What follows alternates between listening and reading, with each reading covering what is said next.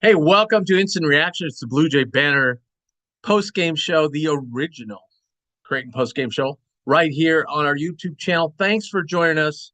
It helps us out so much. You've been great doing it. We've had so many great subscribers. So if you haven't subscribed yet, please hit that subscribe button at the bottom of the screen. Also hit the like button to share with all Blue Jay Nation. Jays win, Jays win, Jays win. Huge win. What a turn of events today with Providence getting blown out.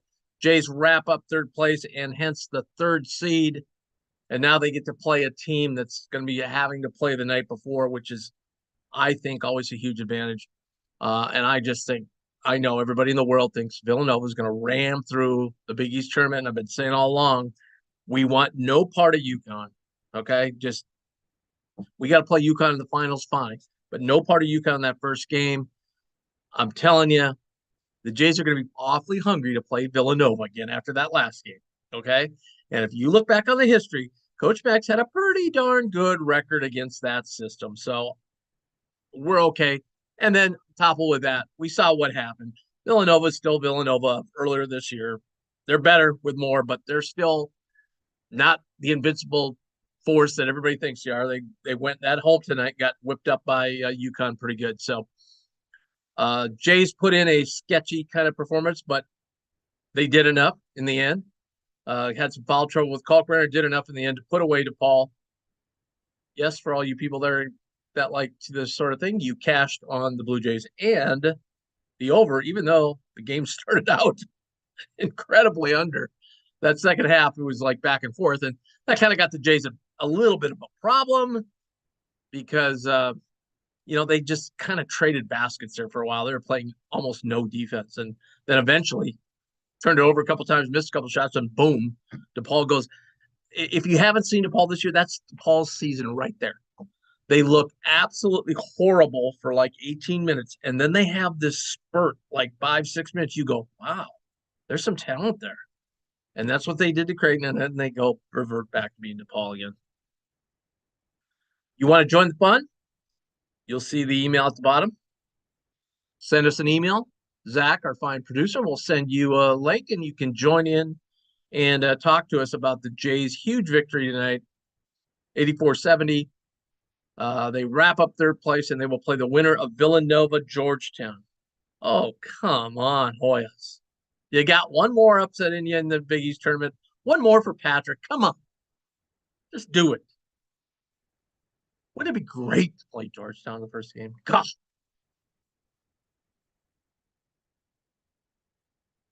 Could rest our starters, go out to 20-point win, rest our starters, and get ready for Xavier, probably. You know? And that's, see, Xavier, again, no Fremantle tonight. I don't know. It's looking worse. And then Boone kind of twisted his ankle late in the game. He came back in, but those things kind of pop up the next day. You never know.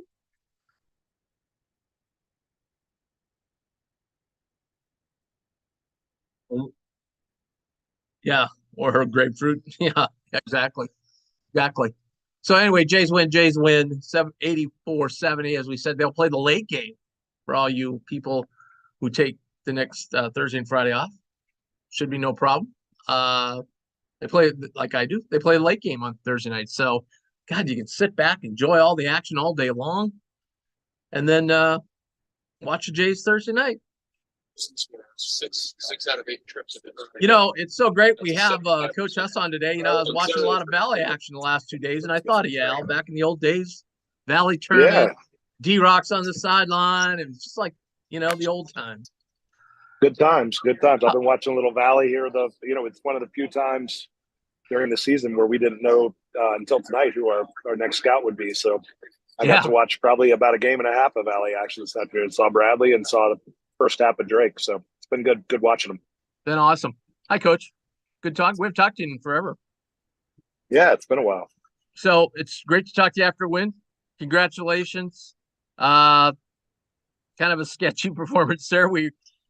Neither team could throw it in the ocean there in the first, 5 to 10 minutes, and then we got out to a little bit of a lead, and then we got up 18, and then we kind of traded baskets there for a while, and that kind of got us into a little trouble.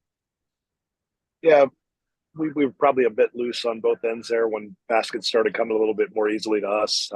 That's something we've got to be better at as we move into postseason play. Trading buckets at the end of the day is probably not going to win you the type of games that we have aspirations to win here down the stretch. First thing, I mean, I know there's a lot of stars, but man, what a great shift Fred King had there coming in relief of Ryan. Yeah, it's really happy for him because obviously he produced at a pretty high level in his last two games where he got extended minutes, and so it's nice that he got some of those experiences earlier in the year. So when called upon, he was he was much better than he had been in the last month or so, and really happy for him because he's put in a lot of work and he's been really solid in practice. I think if you're scouting Creighton, the one thing you got to understand is you can't let Trey Alexander get in that spot in that 10, 15-foot range because he is just deadly. Yeah, if you give him space and comfort at all, he has the ability to make shots from both the 3-point line and the mid range, and especially if you let him be comfortable and you don't beat him up and hold him, which they didn't do a ton of tonight. And we can get spots, and he's really effective. Going into the game, what was kind of your game plan against DePaul? Yeah, but I think number one, we needed to keep them out of transition. We did a pretty good job of that in the first half. The second half, they got away from us a few times. But it really felt like they need our help to score. And by that, I mean, second opportunities, turnovers, transition buckets. We felt like if we could make them play in the half court, they'd have a difficult time scoring. I mean, yeah. And then it's good to see Ryan kind of, he had it was a real battle down the Dickie Simpkins was doing the game tonight, and he's like, wow, this is just a great you don't see that very often in college basketball anymore, where a lot of the game was played down the post, those two battling one another, and got some great moves by Kalk and great moves by DePaul's post, and it was a great battle down low. Yeah, I mean, I think it took a little bit of the teeth out of Kalk's defense, picking up a couple of early fouls. Normally he's not particularly used to having to play in those situations. Over the course of his career, he hasn't fouled much. And so, yeah, they were able to score down there. And I thought Clark did a really good job of working for some early position and just, really getting the ball through the contact. And, Nick Ngenda's blocking 17.6% of had a 17.6% block rate going into that game, which was by far and away the best in the Big East in his limited time. So he went right through him and really took his shot blocking away for the most part when in their one-on-one situations. Well, R2's brother was in the crowd tonight, and he really put on a performance. He hit some timely threes for us. Well, that's what you hope a point guard will do, And I mean, for all intents and purposes, Trey's a point guard as well. So you have two of those guys that can really close, and they both took turns, making some dagger plays, and and a couple of those guys that didn't score. Baylor made a couple big time offensive rebound hustle plays. So did Art. We really just kind of had a total team effort when it came to finishing that thing. And once they tightened it up to whatever 5 points or 4 points they got it down to, we did a nice job of pushing it back out, just kind of as a collective unit. Yeah. Minus about 14,000 people. Probably reminded you of CHI. You had Creighton fans right there in the front row. We could hear them on TV chanting "CU." It's always fun when you get to win on the road, and it's fun for the fans. I'm sure they'll have a nice night out here in Chicago before they head back to Omaha or head back to work here in Chicago on Monday. Yeah, absolutely. How much of a deal was it to get the 3 seed? I mean, big deal for the team. Didn't talk about it at all. Really? No, I mean, I think the thing for us is just playing well with the opponent that was in front of us tonight. Getting to 14 league wins, which is not easy to do in this league, and just having some momentum going into the tournament, regardless of who we play. Well, you get a rematch with Villanova, and I'm sure it still kind of stings a little bit the way the game went the last time you played them. I'm sure you're pretty excited to get another crack at them. Yeah, I mean, it'll be interesting to see what we come up with. I think whatever we do, it'll be a little bit more effective this time, and we'll see if those guys. We're going to put them in in decision-making mode. They're going to have to decide how they want to attack our defense. And, we've got a busy couple of days ahead of us trying to figure it out. Yeah. Do you mind the late game? Didn't know we had it. So, at the end of the day, you play the games at the times, they're given to you. So, I'll pivot to that tomorrow. I haven't done anything with the Big East tournament yet. We're trying to figure out how to get through DePaul. And with the way the games went today, with Providence coming out laying an egg against a lower half team, with Marquette almost giving a game away at the end, we knew we would have our hands full with DePaul tonight. We needed to get through that one. Well, you're playing the late game anyway, Al. Yep. Awesome. Sounds like we better be ready for the late one. You have a safe trip. Have a safe trip to New York. We'll be talking to you because we're gonna have a lot more. We're gonna have a lot more games this year, Coach. Hope you're right. Thanks, Tim. All right, buddy. Talk to you later. That's assistant coach Al Huss on Coach's Corner, just giving us a wealth of information there. God, wow! Well, that was the ultimate coach speak. Oh, I didn't know we were playing the late. Come on, you're playing the late. I don't believe that for a minute. I don't believe for a minute. I'm not saying they went to the team and go, "Hey guys, we don't have to play." I don't think they said that, but come on, you knew it in your mind if you won now after Providence lost that you were going to be the 3 seed. Didn't even talk about it. And you can't tell. I know what you're saying here because you might end up playing UConn again, but you can't tell me you want to go out there at 2:00 on Thursday afternoon in front of 18,000 UConn fans. Okay, come on. All right. You can do non-coach speak and still not, still do coach speak. You know what I mean? Anyway, welcome to the show if you're just joining us. That was Coach's Corner. We are sponsored by Equitable Bank. Equitable Bank, they take banking personally. They're the bank of Blue Jay Manor. Check them out for your car loan, your house loan, your personal banking. They take care of it all. 2 great locations down in Old Mill, just north of TD Ameritrade headquarters, and over in 204th and 204th and Elkhorn. So check both great locations out. President Doug Nodgard, huge Jays fan. Equitable Bank, we take banking personally. West Pacific Dental Group, Dr. Robert Hogan. They're my dentist. They do a fantastic job and take care of everything for you in your dental care. So check them out as well. And ta-da! I think this is my last one in the fridge. My good Let time. it fly. Yep. We won. That's right. I can toast to Let It Fly. And I will toast to Mr. Jerry Lampe joining us. Jerry, what's up? I didn't see Seton Hall thrashing Providence at home. So when that happened, I'm like, okay, this game means something now. I like our position so much better as a 3 seed than I would having to face UConn right now in a 2:30 game in New York on Thursday.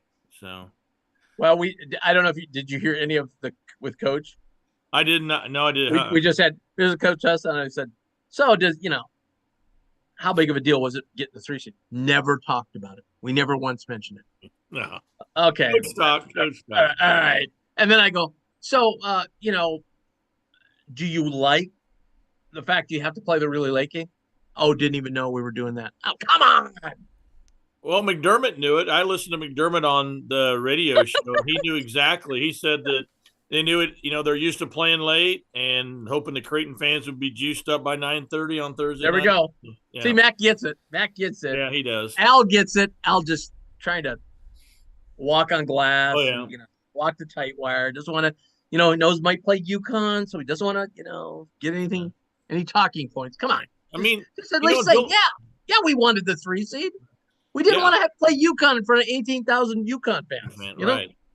Villanova's not going to be a pushover, but I'm much rather going to roll the dice and Dixon's not going to go 6 from 8 from 3 than having to go face a UConn team that's hot right now. Hell, Jay Billis is talking about him getting to the Final Four. So yeah, just ridiculous. And I've been saying it all week, and everybody's like, "You're crazy." Doing the mock selection the last 3 days, those guys are all like, "Well, Villanova." I'm like, look, you ask every Big East coach, who would you rather play in the first round, UConn or Villanova?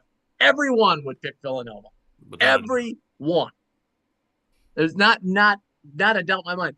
Plus, I said, you know, Villanova had some injuries, obviously to Justin Moore, but they still lost a lot of games. Okay, Mm-hmm. and they're not the unbeatable force. And then tonight, I was proven right. Right, UConn Yep. goes in there and spanks them. Right. So you know. Now maybe that was the best thing that happened to Villanova. Kind of slapped him in the face and go, yeah, let's quit reading the press clippings here. We're not a sure thing, but let's see, let's win one for Patrick. Okay, that's all. That's gonna be our. That's right. Yeah. You Let's give go out there. Patrick Ewing a week to prepare. You never know what'll happen, right? Yeah, let's give Patrick one more win. All right, come on, Georgetown. Yeah. I mean, it's not inconceivable that Georgetown will be in that game. I mean, they've got the athletes, Now Yeah, they I mean, come out more what's focused. crazier? Yeah. Answer me this, Jerry. What's crazy? Georgetown upsetting Villanova or Seton Hall winning by 26 at Providence? Oh, Seton Hall, definitely. I had no idea that was I think that's a flip of the coin, which is more improbable. So, hey. Yeah. Yeah. I mean, I think, I had no, after Providence come off that tussle off at home Xavier, I thought they'd come out and, I mean, they were flat. I mean, Seton Hall just took it to them. So, yeah, that shocked me. And I'm like, okay, now this gives us a chance. I didn't like us staring at UConn that first game at 2:30. No, I think we're in a much better place now. Yeah. Doesn't mean we're going to win it, but I just like our spot better. Yeah. Plus, let's see, who will be the first game? Will be Marquette. It'll be Xavier. The evening game would be Xavier against Probably Seton DePaul Hall. or Seton Hall, right? Yeah. Mm-hmm. So let's say, Seton Hall. Okay. So let's just say it's Seton Hall. So Xavier Seton Hall. There's going to be a fair amount of Seton Hall fans there. Mm-hmm. But then after that game, they're going to clear out, especially if they get beat. They're all going to leave. And we're probably not going to have that many less fans than Nova. Nova's going to have more fans than us, but not appreciably that you can hear the whole arena. Right. So, yeah, I like where we're sitting there. I mean, it's a letdown for Nova this year. They're spoiled. I mean, they're used to walking in, being the number one seed and having a great year and going to the Final Four last year. So them coming in as a 6 seed, I don't see their fan base being all that excited about it, in my opinion. Yeah. And I don't think they're going to, I don't think you're going to have a ton of Villanova fans there. I could be wrong. I mean, I know, I do know some Nova guys that are from, that live in New York. So, but again, I don't think it won't be anything like UConn. I know there's a lot of Jays fans go to New York this year. Mm-hmm. I'm going to be one of them. My first trip. Oh, there you go, buddy. Oh, your first trip? First trip. Last time I was there, last time I was there, like in '96, the Twin Towers were still there, but that was for work, and I didn't get a chance to do anything fun, and I was just in and out for work. So I've done my first 2 trips that were work trips, and I didn't like New York at all. Then I went with my wife one time. She had a business trip, and I went with her. Mm-hmm.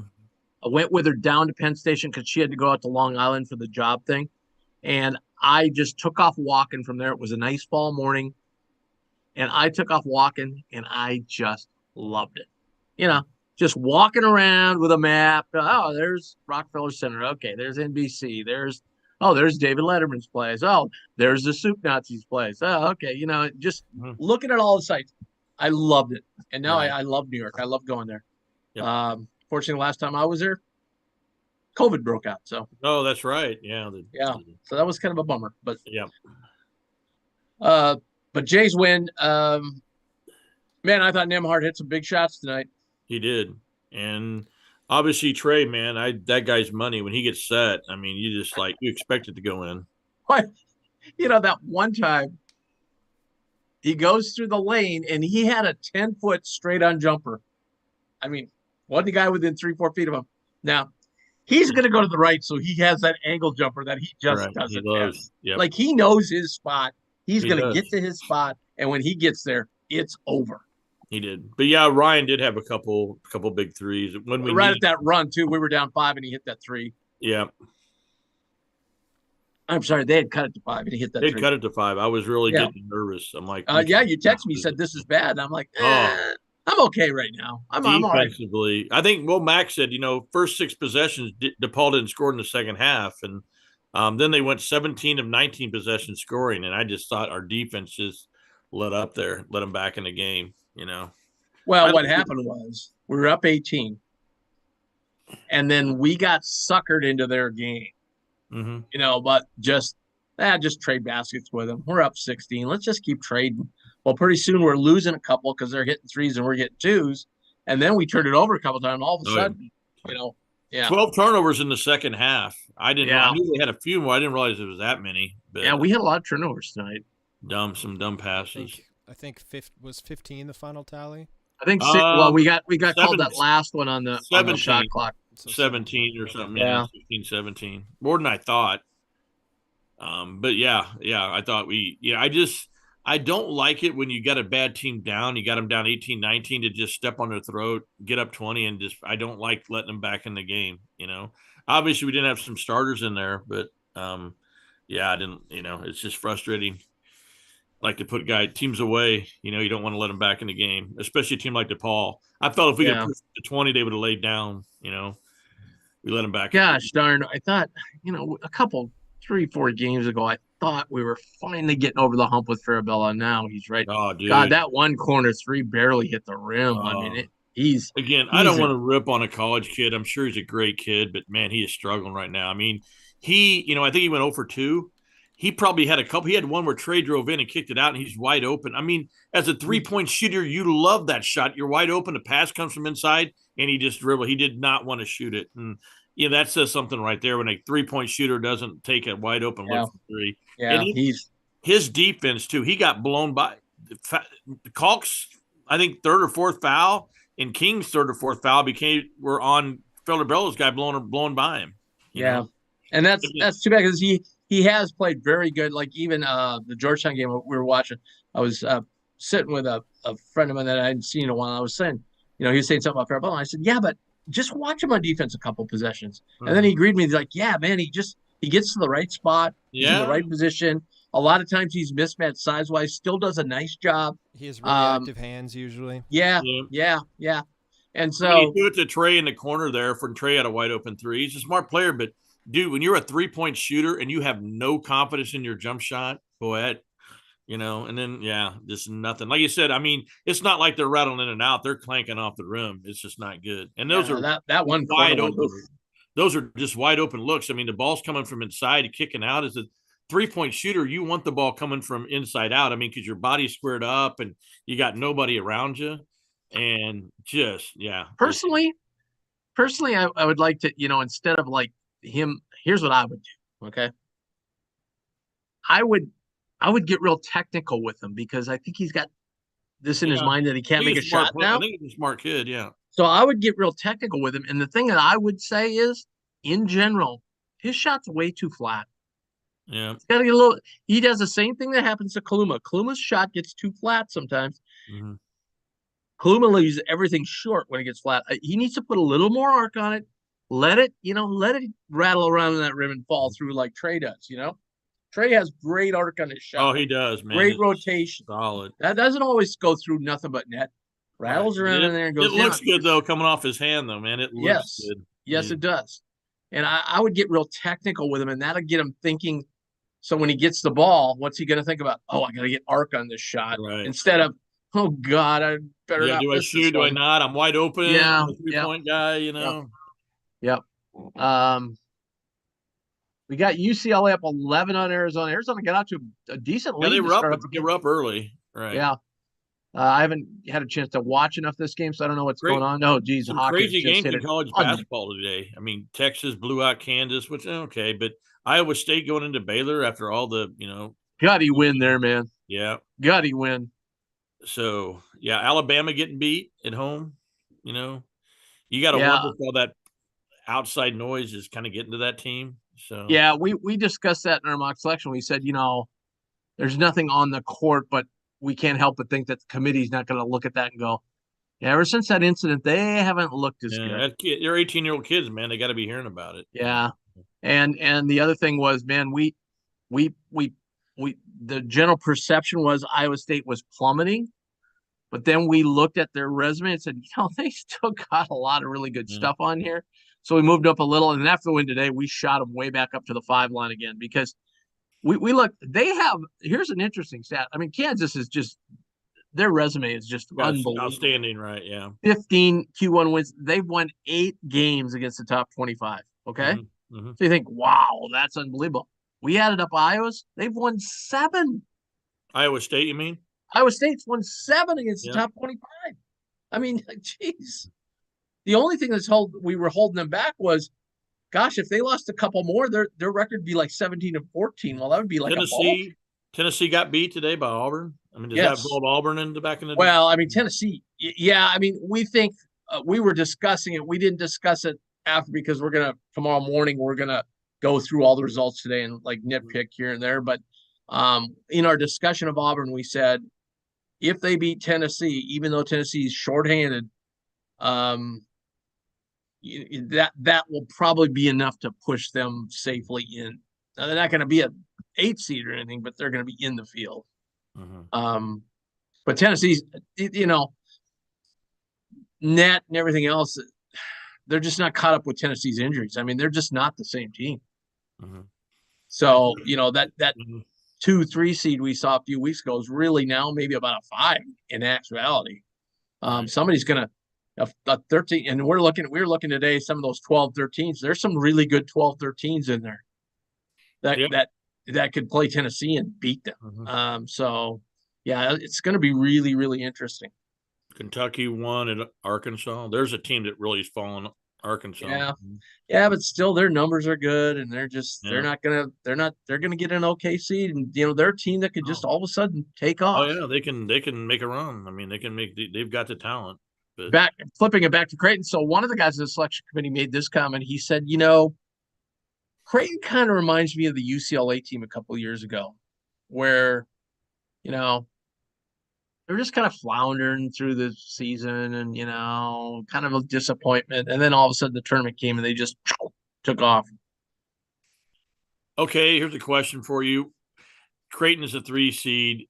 What is, if they lose to Nova versus what could that do for the NCAA seed versus if they lose the first round of Nova versus go and win the Big East tournament? What's that going to do to their NCAA seed? We have them like the 2nd seed right now on the 6 line.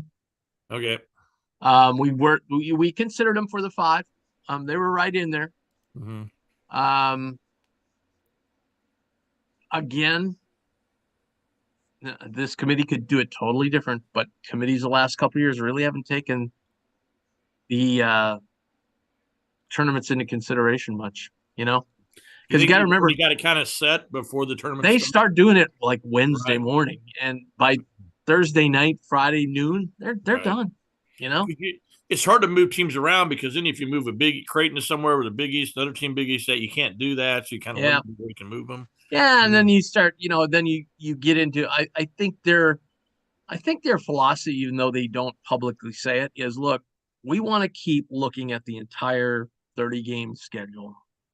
We don't want to get recency bias on these games, and we kind of. I think our committee today kind of fell into that trap a little bit with Iowa State, and on the negative end, Providence. I was the only guy sticking up for Providence. The rest of the guys don't like them at all. And when they got blown out today, they go, okay, we're plummeting. I mean, they're down to a 10 seed now. Wow. And, but if you look at their resume, this will shock people. Let me guess how many wins they have in the top 25 of the net right now. 7? No, they have 3. Wow. Okay. Okay. Guess how? Okay, so they have 3 top 25 wins. Okay. Guess how many wins they have from number 26 to 75? No idea. 0. Wow. So all top 25 wins they have, the 3 all came at home. Their best road win is like at Villanova, like number 76. So that's granted. I think a couple of guys on the committee. I think I understand what they're saying. They're like, well, no, the committee, they really look at just, that's their number one thing is road, high quality road wins. And they look at them, but I don't think they're putting as much value as you are on them. So they're kind of like really super overvaluating those. But so I think the committee might come down a little bit, but that's a good point. I mean, they have three wins in top 75. That's it. Those three top 25. That's all they have.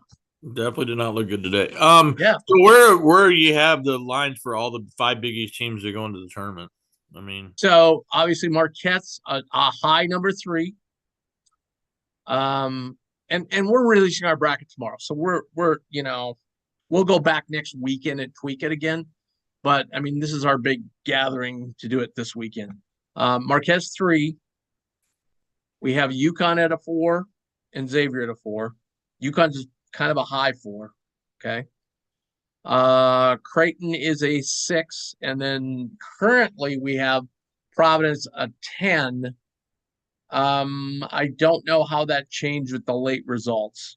Like this USC Arizona State game is a huge bubble game. I mean, both those teams are on the bubble, so this is a huge game for both these teams. And then we got a wrench thrown in that Drew Peterson has back spasm, so he didn't play tonight. So now USC's kind of got an out, so to speak, if they lose this game. But Providence could drop a little further. Because Rutgers has a game tomorrow, and if they win, they could push past Providence. So even Rutgers lost to Minnesota, who's awful. What a horrible! They've had 4. And they've lost at home to Nebraska. They've had 4 now, bad I guess losses. we did too, but wow, Minnesota's just been awful this year. Minnesota's awful. Yeah.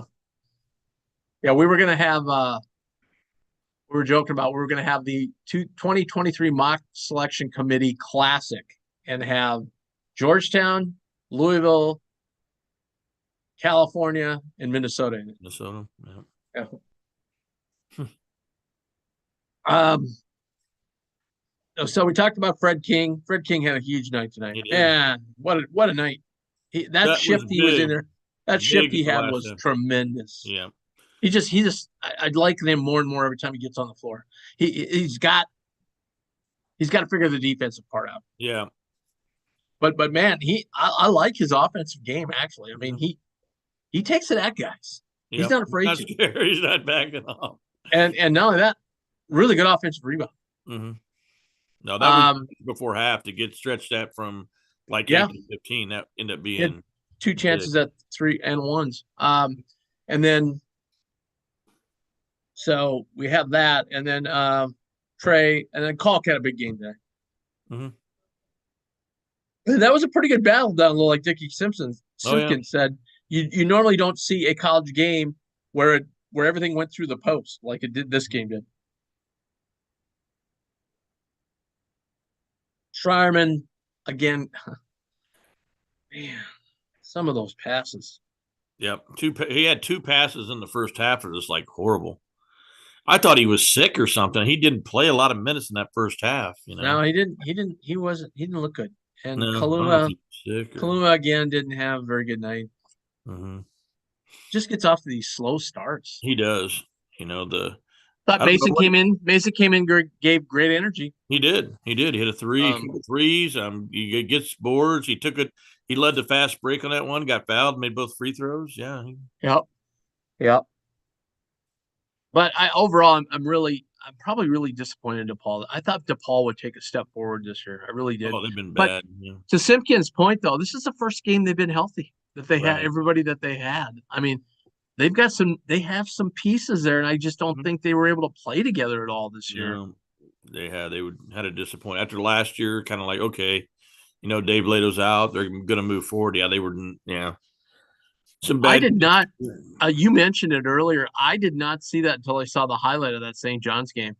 Oh my God, they were down 10 with 40 seconds left. They almost won. They had a chance to win it. I heard that. I heard Marquette pull the starters out, and then of course, Anderson's going to continue to press, and they about blew it or something. Yeah, I don't know. What happened was, so it's a 10-point game. They come down, they hit a 3. So the way St. John's pressed. The ball went in the corner. The guy grabbed it, did a Reggie Miller, just spun and shot it and made it. So now they've scored 6 points in like 2 seconds. So now it's a 4-point game. Right. They came down. Marquette missed a free throw. They came down, got 2. They kept fouling, and they had the ball down 2, got fouled. The guy made the first free throw, missed the second one. So they had a chance to tie the game. Yeah, I didn't watch. I did not watch that. Well, there was too much. There was Kansas and Texas going on, and several. There was just I was watching Valley. Who can't watch Valley basketball? Come on. That's right. Is it Drake playing Bradley tomorrow? Is that it? Or Bradley Indiana State was a great game. Indiana State hit a 3 with like 30 seconds left, take a 1-point lead. They stopped them. There was a scramble for the rebound, and the Indiana State guy went over the guy's back, and they made 2 free throws, and then they didn't really get a good shot at the end of the game. So they lost by 1. And Drake was up big on Southern. Southern came back, cut it to 4, I believe, at one point with about 12 minutes to go in the game, and then Drake just pulled away. So Tucker had a big game the first night. He did. Drake tonight had 17 rebounds. That dude's good. Crazy. He's good. Yeah. He reminds me. You know, who he reminded me of was Echenike. Yeah. A little bit. Yeah. Yeah. Yeah. He's kind of got that same body type. Yeah.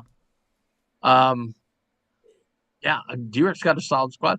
They were even, my bracketologist buddies were even like saying, Drake could have strung together maybe one more non-conference win. They would have been in the at-large conversation. Yeah. Because they beat Mississippi State on a neutral site over in Lincoln, and that win is aged pretty well, Yeah. But they're both very high on Drake and Bradley to get, whoever wins that, very, very possibly get a 12 seed. Which then they're going to play St. Mary's, Miami, San Diego State, maybe TCU, maybe Iowa State. Well, do Drake and Iowa State don't play against each other anymore, do they? I don't think they played this year, no. So you could match up Drake and Iowa State. How great would that be? Yeah. In a first-round game in Albany, say. Yep. So, yeah, let's set it up. So we got we have the Jays will play at 8:35-ish Central Time. 9:35 Eastern Time, yeah. Eastern Time, yes. On Thursday night. If they win that one, they'll play at the same time Friday night, and I think the championship's like at 5:00 Saturday. Right. And they would play the winner of Xavier and whoever comes out of that Seton Hall DePaul game, which I would guess Richmond didn't play again today. They did not. But they played some guy go like 9 of 10 from the field. Number 14. I forget what his name was. He was on fire. They shot somebody watched the whole game and they said they just shot absolutely lights out today. Oh, they did. And I thought, at halftime, I said, okay, Providence is going to settle down. And they're going to I thought they'd make a big run. Said the exact same thing. Not DePaul, but Seton Hall just didn't miss. And Cooley, he just stood on the sideline with his arms crossed. You could just tell he was not happy. And Hopkins. Yeah, I texted Kevin McNamara, the former beat writer who runs his own site now, covers Providence, is currently the longest running person who's covered the Big East, because he covered it back in the old days and still now. And I said, Kevin, what was that? And he's like, the only thing I can say is, to me, it looked like there's something wrong with Bynum. Like something was wrong. Like he just wasn't himself out there. And he goes, I know that's only one player, but I'm just trying to find something. And he goes, hey, Seton Hall the defense wasn't very good, and Seton Hall just shot lights out. They did. They had a lot of easy buck, a lot of cutbacks to the rim, and they were, some wide open cutback looks. Hopkins said a lot on the bench in the second half. Why is that? I wonder. I don't know. I think Cooley was mad at him. I mean, you could just, Ed he was, I would say I wouldn't want to be in that locker room after the game. He was not. I mean, I think it was defensive effort. You let a guy backdoor you for a layup, not once, twice, and you're kind of like, okay, you're going to, I don't care how many points you score, you're going to sit on the bench. And it just, no matter, yeah, but he sat on the bench like the last 10 minutes. He never saw the court. Wow. Yeah. Wow. Yeah. Yeah, Ed was not happy. He wouldn't even, he was just standing there with his hands crossed. All right. So unsung here tonight, we go on Fred, I guess. You got to. Yep. Fred. And Worst call. I got worst call was the guy. What's that guard's name? The guy who's 6'4", who played really well off the bench tonight. Crosby. Crosby. I know can what look you're it up. talking about, but Yeah. Anyway, he drove the baseline, kind of went up in a reverse call, kind of challenged him. Yep. Never touched him. That's how he got his third foul. Yeah. that was mine too.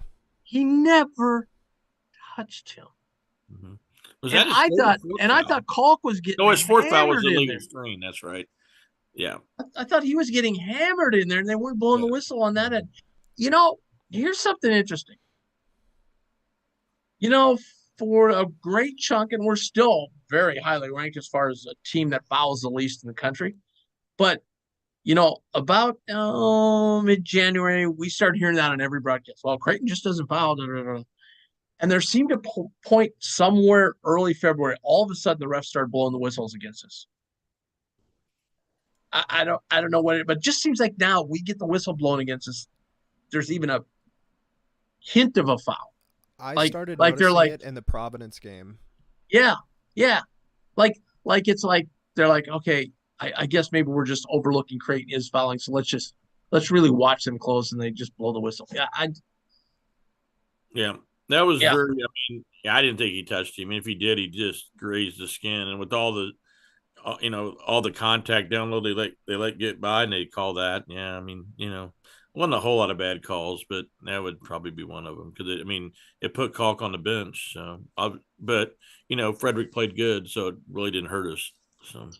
We are sponsored by Infusion Brewing, the makers of this fine Let It Fly lager, where you can drink one of these after a great Blue Jay win. Also, Equitable Bank. We take banking personally in West Pacific Dental Group. All right, Jay, let's break down this Big East bracket. So, kicking it off would be which is too bad. I wish this game was. I wish St. John's was playing later the first day, but they're going to kick it off at 3 Eastern on Wednesday. It's St. John's and Butler. Who you got? I got St. John's home crowd. They played Marquette tough. I just think they just have too many athletes for Butler. I could be wrong. I know St. John's can play bad too. They can turn it over and play dumb, but I just think St. John's wins that game because I just think they have more talent. Yeah. They would have to be bad to lose to Butler, I think. In Madison. They've had some bad games, but yeah, I'm gonna go with you on that one. Okay, then the second game will be the Seton Hall DePaul game.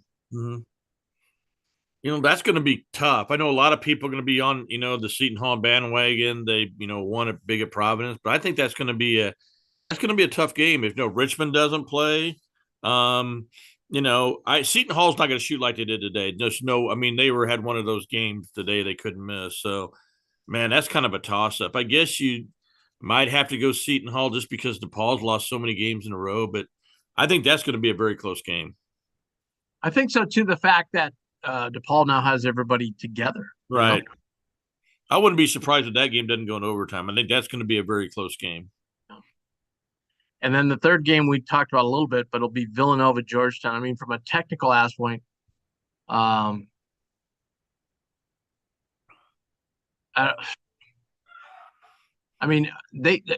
Wahab played well, there would be a chance because they'd have a huge size advantage against Villanova. Right. I would probably take the point is probably going to be a 15-point spread. I wouldn't, think so, but I don't know. I mean, Georgetown. They've lost. I'd take Georgetown if it's 15. If you watched them play in Omaha this week, you'd like, oh my god, yeah. That team had no interest. Creighton had a little something going on. Yeah, they had. I just thought, man, Georgetown didn't want to be here.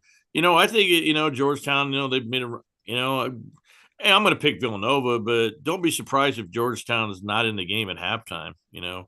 They could be neck and neck and maybe have a lead and have their 5 minutes of hell where they never look like they played basketball before, and Villanova pulls away. But I'm picking Villanova, but I think it's going to be a lot closer than what people think.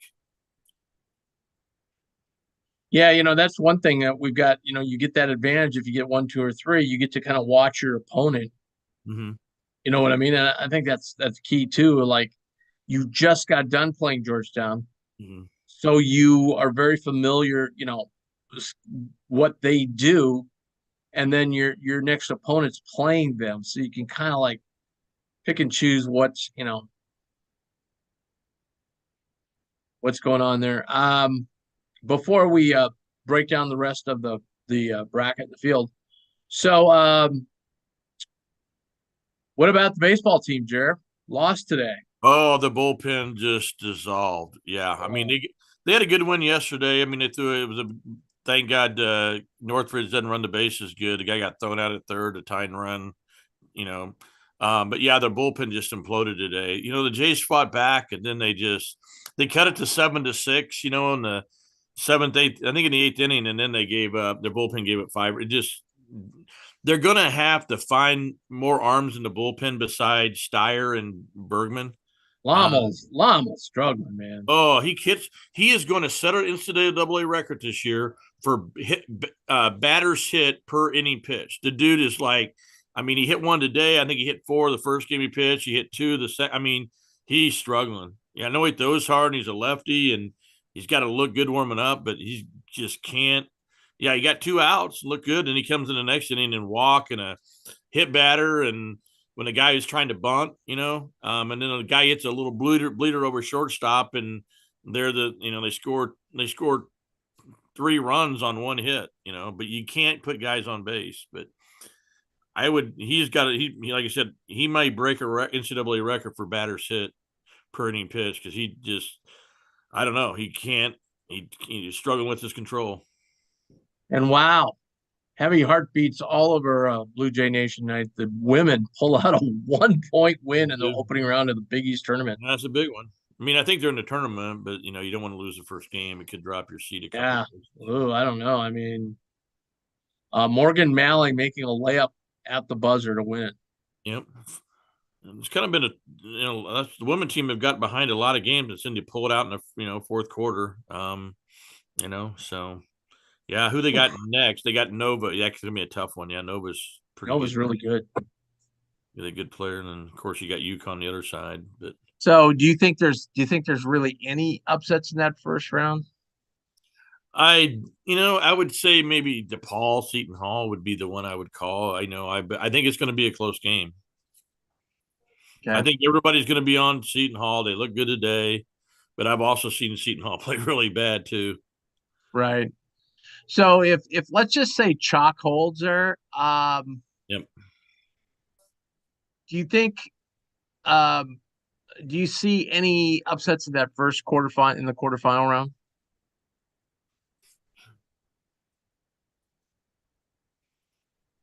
Who would Xavier play? They would play Seton Hall. I could see, it's going to be interesting if Fremantle didn't play today. Is he going to play in the Big East tournament? Yeah, I'm kind of shocked. I thought they wanted to work him in this week. He was kind of joking on the bench. He looked like he had warm-ups on the bench. Right. Boy, it's kind of tough to break in a guy in the Big East tournament. That's going to be interesting, Tim, because I don't know if you were watching the last time Xavier played Seton Hall at Seton Hall. Seton Hall played horrible. Miller had Boom in the game. They were up 25 with like a minute and a half to go. Oh, that's right. Boom is in the game, and he starts jacking, and he jacks up like 2 threes, and Boom is bringing the ball down the court like in the last 20 seconds, and Holloway screaming at Miller, pointing at Boom. Why is this guy in the game? Why? And I made a point on Twitter. You don't have your star player out there up 25 points. And, and then he jacks up a 3. It makes it look like the guy's padding his stance against Seton Hall reserves. I thought it was a bad look for Miller. Some Xavier people said, oh, our walk-ons aren't that good. You're not going to lose a 25-point lead in the last minute and a half. Right. And again, if you're putting Boom in there to bring the ball, you don't have him jacking up 3s. That's a bad look. I don't care what you say. And then what if he gets hurt? What if he jumps up and lands on a guy's ankle and twists his ankle? So Holloway didn't shake Miller's hand, and Holloway apologized after the game, but there's going to be some bad blood. I'd like to see that matchup because I guarantee you Seton Hall is going to come out ready to play. that game. They're going to remember Boom jacking up threes up 25 in the last 2 minutes. I think we wanna see that discussed game. this. I think we discussed this though, but they were still pressing. Yeah, but I mean, you just don't have your. They're still pressing. What's he supposed to do if the? I don't have my I don't star player in know. the game the last minute and a half. Well, I mean, I get that, but you know what? McDermott doesn't do it. I'll St. guarantee you. John. I'll guarantee you, Miller was doing it, and Miller did it at Arizona. I'll guarantee you, Miller was doing it for predictive metrics because the more you blow a team out, Yeah, I don't like that though. You did Well, you might not like it, Yeah. but Xavier's right on that cut line for a 4 seed, and they want a 4 seed. And I'm just saying. I'm not saying it's right. I'm not saying it's wrong. I'm just saying that's why they do it. But anyway, I know that Holloway wasn't happy, and I guarantee if they match up there in the second round, I guarantee you they're going to be Holloway's going to use that moment to like, hey, let's go out and kick their butt. They tried to run it up at our place, no less. UCLA did close out Arizona, so UCLA what does that make you UCLA then? They're the number 1 5 seed right now. So if Purdue would slip up tomorrow against Illinois, UCLA very good chance they could move on to the 1 line. Mm-hmm.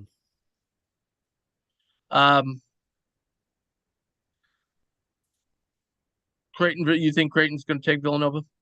I do. How about this is an interesting game now because Providence has kind of laid 2 eggs in a row. Mm-hmm. Playing UConn. I gotta believe we're gonna see the best version of Providence you're gonna see. Yeah. UConn's hot right now, though, and UConn's hot right now, and they're in the Garden. Right.